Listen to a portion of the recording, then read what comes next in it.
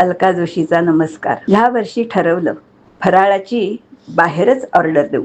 नको ते गुडघ्यांचे कुरकुरणे, नको खाल्ल्याचे दुखणे आणि नकोच ते घामाने निथळणे. ह्या दिवाळीला अगदी फ्रेश राहू, स्वतःकडे जरा लक्ष देऊ.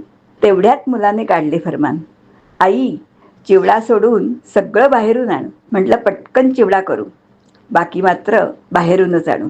तेवढ्यात नातू लाडाने म्हणाला, ए आजी तुझे बेसन लाडू वर्ल्डमध्ये बेस्ट. कशी सांगू त्याला, अरे माझी दुखते वेस्ट.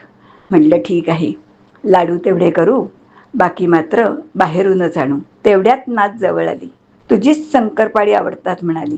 शंकरपाळ्यांची तयारी केली सुरू, दुधावरच्या साईला कसं नाराज करू.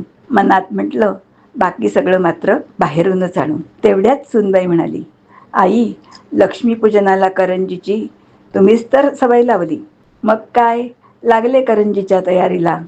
घरच्या लक्ष्मीला नाराज करणे परवडेल का मला. शेवटी सगळा फराळ करून झाला. सुनबाईनेही मला खुश करण्याचा चंग बांधला. माझ्यासाठी बॉडी मसाज बुक केला आणि बघता बघता माझा थकवा दूर पळाला. पण खरं सांगू का तुम्हाला, फराळाचे भरलेले डबे बघून मीही झाले तृप्त. आता तुम्हीच सांगा मला, आईला होता येईल का हो कधी अलिप्त. एक आवडलेली कविता.